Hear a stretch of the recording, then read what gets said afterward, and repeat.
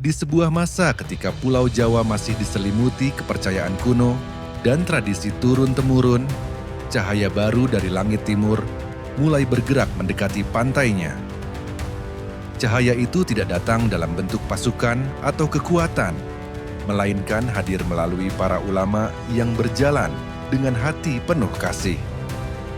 Mereka tidak mengubah Jawa dengan pedang, tetapi dengan kelembutan, kebijaksanaan, dan teladan hidup yang menenangkan jiwa.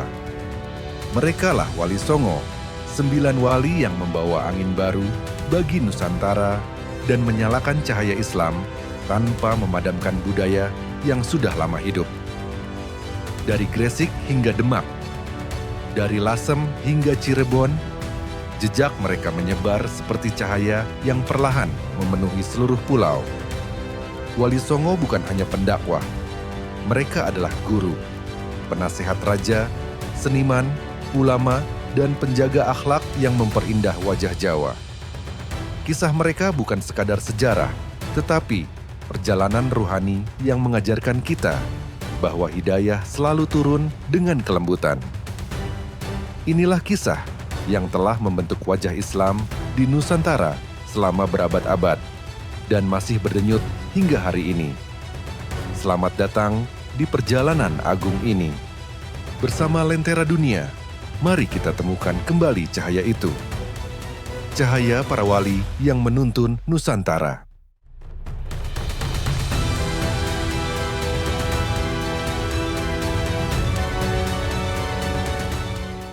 Pada abad ke-14, Pulau Jawa berada dalam masa peralihan besar ketika kerajaan-kerajaan Hindu-Buddha mulai melemah dan masyarakat hidup dalam keragaman keyakinan yang saling berdampingan. Saat itu, Majapahit masih berdiri megah sebagai kerajaan terbesar di Jawa, namun pengaruhnya mulai runtuh perlahan karena konflik internal dan perebutan kekuasaan. Di tengah hiruk-pikuk itu, rakyat Jawa menjalani kehidupan penuh ritual, menjaga tradisi leluhur dengan rasa hormat yang mendalam. Mereka meyakini roh-roh penjaga gunung, sungai, dan hutan. Karena itulah alam menjadi bagian paling sakral dalam kehidupan mereka. Meski demikian, nilai-nilai kebaikan seperti gotong royong, hormat kepada tetua, dan kesederhanaan sudah mengakar kuat dalam budaya Jawa. Nilai-nilai inilah yang kelak memudahkan ajaran Islam diterima, karena para wali menghargai budaya lokal tanpa memaksanya berubah secara kasar.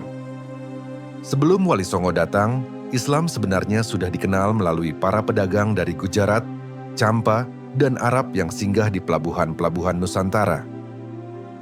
Namun ajaran Islam saat itu masih terbatas pada sebagian kecil masyarakat pesisir dan belum menyebar ke pedalaman Jawa.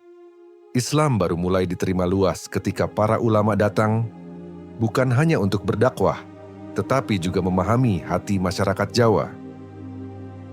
Dan dari sinilah perjalanan Wali Songo dimulai, perjalanan panjang yang akan mengubah wajah Nusantara dengan kelembutan yang tak pernah dipaksakan.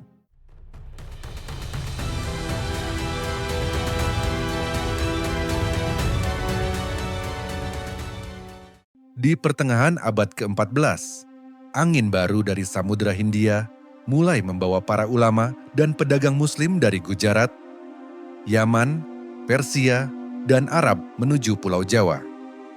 Mereka datang bukan sebagai penakluk, melainkan sebagai tamu yang menghormati budaya setempat, membawa ilmu, akhlak, dan perdagangan yang jujur.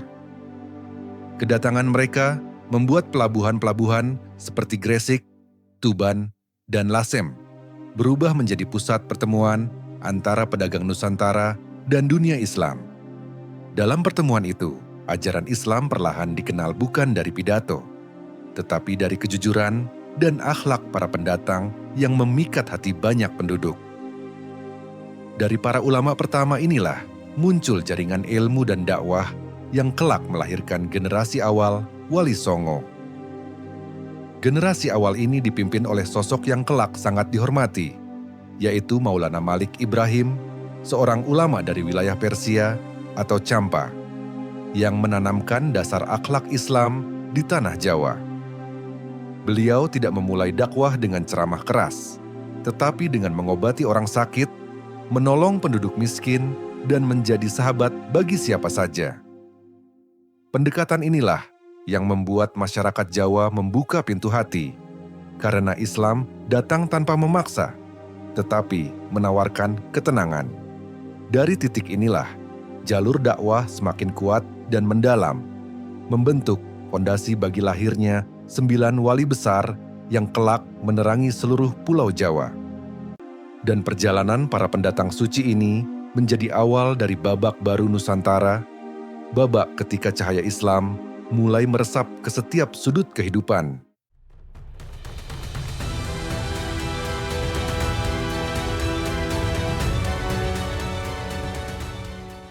Ketika dakwah Maulana Malik Ibrahim mulai diterima masyarakat pesisir, jaringan ulama yang datang dari berbagai negeri perlahan membentuk sebuah majelis dakwah besar yang kelak dikenal sebagai Wali Songo.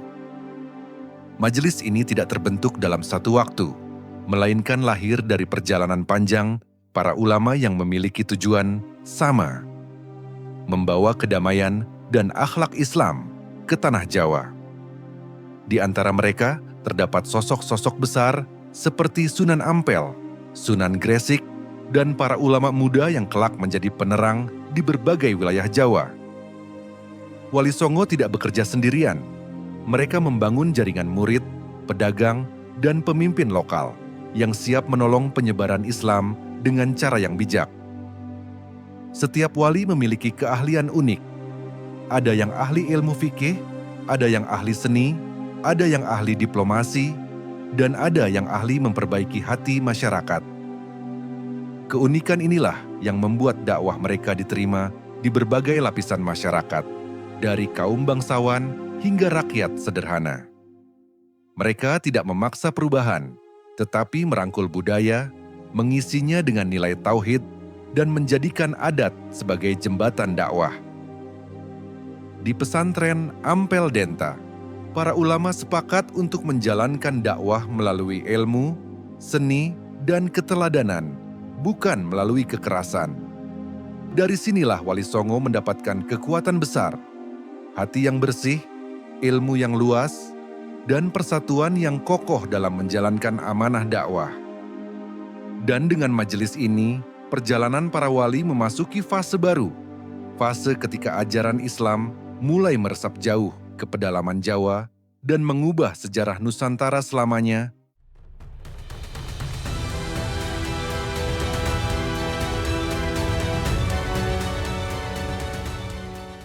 Maulana Malik Ibrahim adalah ulama pertama yang meletakkan dasar dakwah Wali Songo dengan cara paling lembut dan penuh kasih.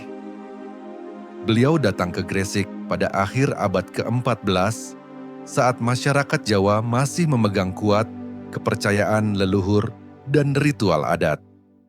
Sunan Gresik memahami bahwa dakwah tidak akan diterima dengan paksaan, sehingga ia memilih menjadi bagian dari kehidupan masyarakat.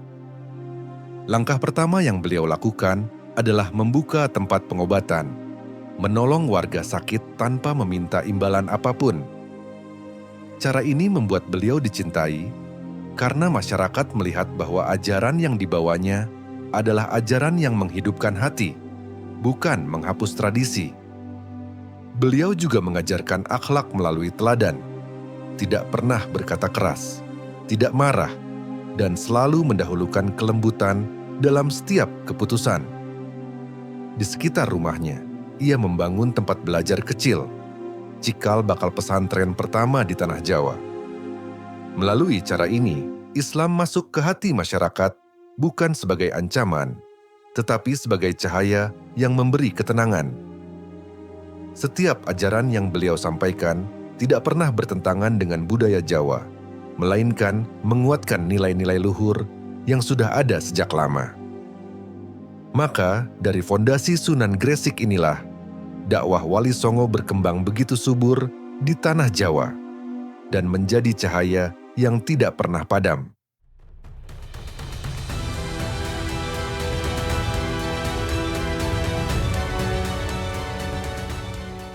Sunan Ampel atau Raden Rahmat adalah tokoh yang membangun fondasi dakwah besar di Jawa dan menjadi guru bagi sebagian besar anggota Wali Songo. Beliau datang ke Jawa pada pertengahan abad ke-15 dan menetap di Ampel Denta, Surabaya, sebuah wilayah pesisir yang saat itu menjadi pusat pertemuan pedagang dari berbagai negeri. Di sini, Sunan Ampel mendirikan pesantren besar yang kelak melahirkan ulama-ulama berpengaruh, termasuk Raden Paku, Sunan Giri, dan Raden Makhdum, calon wali berikutnya. Pesantren ini bukan hanya tempat belajar agama, tetapi juga pusat akhlak, diplomasi, dan seni yang menjadi ciri khas dakwah Wali Songo. Sunan Ampel menanamkan prinsip penting yang dikenal sebagai Moh Limo, tidak mabuk, tidak mencuri, tidak berjudi, tidak berzina, dan tidak berbohong. Prinsip inilah yang menjadi pondasi moral masyarakat Jawa Muslim pada masa berikutnya. Beliau juga dikenal sebagai penasehat raja-raja, terutama di masa runtuhnya Majapahit dan tumbuhnya Demak sebagai kerajaan Islam pertama.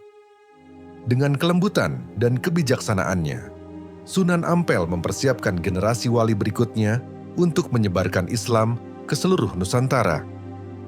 Keberhasilannya tidak hanya pada ilmunya, tetapi pada caranya menanamkan cinta, menghormati budaya lokal, dan mengajarkan dakwah tanpa paksaan.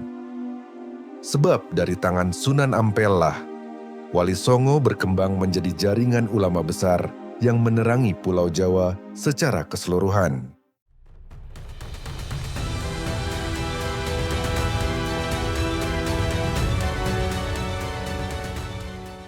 Sunan Bonang dan Sunan Kalijaga adalah dua wali yang membawa pendekatan dakwah paling unik di antara Wali Songo, yaitu melalui seni, budaya, dan keindahan tradisi Jawa. Sunan Bonang, putra Sunan Ampel, dikenal sebagai ulama berilmu tinggi yang menggabungkan ajaran tasawuf dengan seni musik tradisional. Beliau menciptakan tembang-tembang berisi nasihat lembut, sehingga ajaran Islam mudah meresap di hati masyarakat Jawa. Sementara itu, Sunan Kalijaga dikenal sebagai wali yang sangat dekat dengan rakyat kecil dan memahami betul bahasa seni dalam budaya Jawa. Beliau tidak mengubah tradisi secara tiba-tiba, tetapi mengisi wayang, tembang, dan kesenian lokal dengan nilai tauhid yang penuh cahaya. Wayang kulit yang dulu digunakan untuk cerita-cerita Hindu kuno, beliau arahkan menjadi media untuk menyampaikan ajaran akhlak dan kehidupan. Sunan Kalijaga juga menciptakan simbol-simbol dakwah seperti ilmu tani, dandang anom, hingga baju takwa yang digunakan sampai hari ini. Kelembutan dakwah mereka membuat masyarakat Jawa merasa Islam bukan ancaman, tetapi sahabat yang datang untuk melengkapi budaya mereka. Pendekatan seni inilah yang menyebabkan ajaran Islam tumbuh pesat di pedalaman Jawa, melewati batas-batas kerajaan dan mencapai hati rakyat. Dan melalui tangan dua wali inilah, budaya Jawa menjadi jembatan indah bagi penyebaran Islam yang tetap hidup hingga berabad-abad kemudian.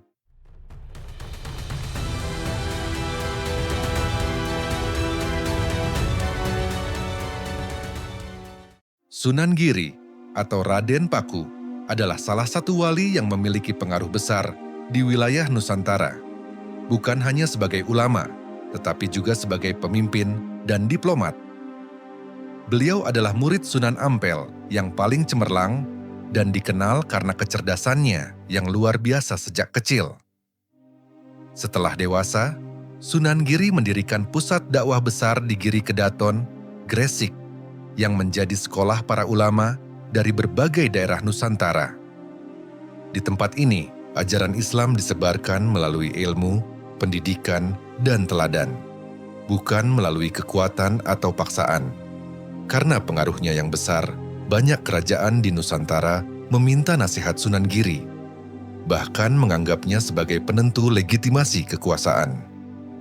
Beliau juga terkenal sebagai wali yang sangat dihormati rakyat kecil, karena selalu mengutamakan keadilan dan kesederhanaan dalam menjalankan dakwah.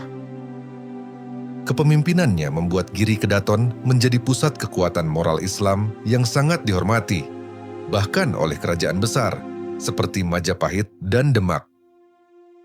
Dari tempat inilah, para ulama dan guru dakwah dikirim ke berbagai pulau, termasuk Lombok, Kalimantan, hingga Sulawesi. Kekuatan Sunan Giri tidak terletak pada senjata, tetapi pada ilmu, akhlak, dan wibawa yang membuat kerajaan-kerajaan menghormatinya. Dan karena perannya yang luar biasa, Sunan Giri dikenang sebagai salah satu pemimpin spiritual terbesar dalam sejarah Nusantara.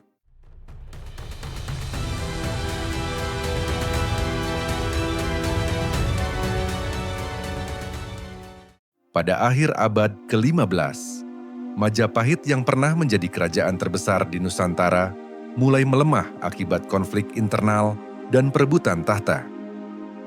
Perpecahan di antara para bangsawan Majapahit membuat kerajaan itu sulit mempertahankan kekuatannya di tengah perubahan zaman. Di sisi lain, ajaran Islam yang dibawa Wali Songo semakin diterima rakyat, terutama di wilayah pesisir yang ramai oleh perdagangan internasional. Wali Songo tidak pernah bermaksud menjatuhkan Majapahit, tetapi menguatkan moral masyarakat di tengah kekacauan politik yang semakin parah. Ketika Majapahit semakin melemah, muncul kekuatan baru dari pesisir, yaitu Demak, yang dipimpin oleh Raden Patah, seorang murid dari Sunan Ampel. Banyak catatan menyebutkan bahwa Raden Patah memiliki garis keturunan dari Majapahit, sehingga kehadirannya menjadi jembatan antara masa lama dan masa baru. Wali Songo mendukung Demak bukan karena politik, tetapi karena Demak berpegang pada nilai keadilan, akhlak, dan dakwah. Dengan bimbingan para wali, Demak tumbuh menjadi kerajaan Islam pertama di Nusantara dan pusat penyebaran Islam yang damai. Runtuhnya Majapahit bukan akibat peperangan besar, tetapi akibat rapuhnya moral dan persatuan dari dalam, sedangkan dakwah Wali Songo memberi rakyat arah yang baru. Maka lahirlah era baru di tanah Jawa. Era ketika cahaya Islam mulai bersinar dari pesisir menuju seluruh Nusantara.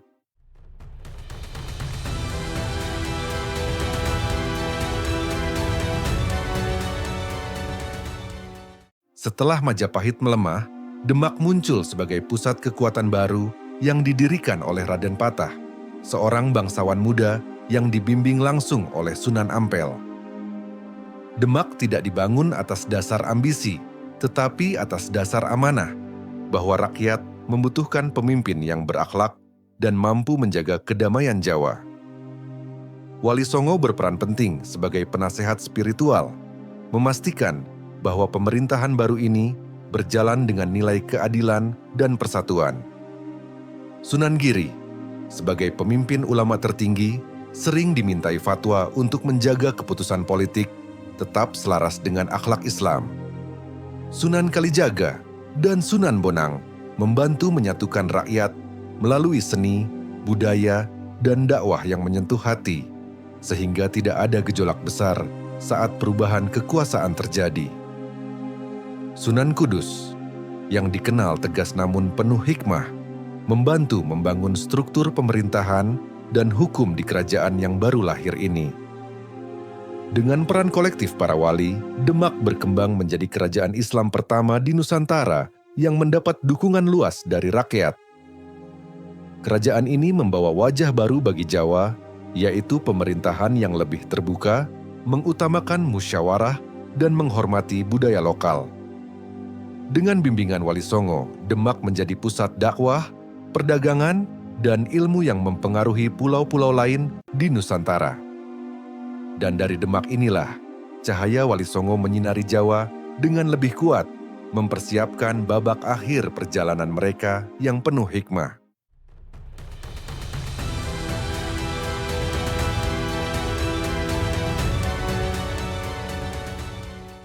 Warisan terbesar Wali Songo bukanlah bangunan megah atau kekuasaan politik, tetapi perubahan hati yang lembut dan mengakar di dalam jiwa masyarakat Jawa.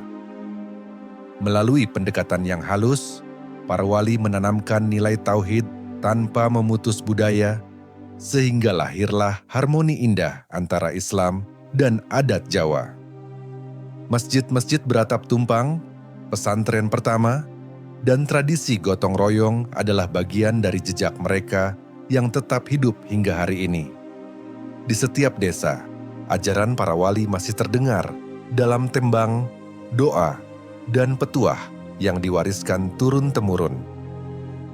Wali Songo mengajarkan bahwa dakwah tidak harus keras, tetapi datang sebagai sahabat yang mengisi kekosongan hati. Mereka juga meninggalkan sistem pendidikan pesantren yang melahirkan ribuan ulama dan menjadi tulang punggung Islam di Nusantara. Melalui seni, budaya, dan keteladanan, para wali menjadikan dakwah sebagai cahaya, bukan tekanan. Keikhlasan mereka membuat Islam diterima secara alami hingga akhirnya menjadi bagian dari identitas Nusantara. Tanpa peperangan besar, tanpa memaksa, para wali menebarkan pesan bahwa agama harus membawa kedamaian, bukan ketakutan. Dan karena itu, nama Wali Songo tetap hidup dalam hati bangsa ini sebagai 9 cahaya yang menuntun Nusantara menuju jalan yang lebih terang.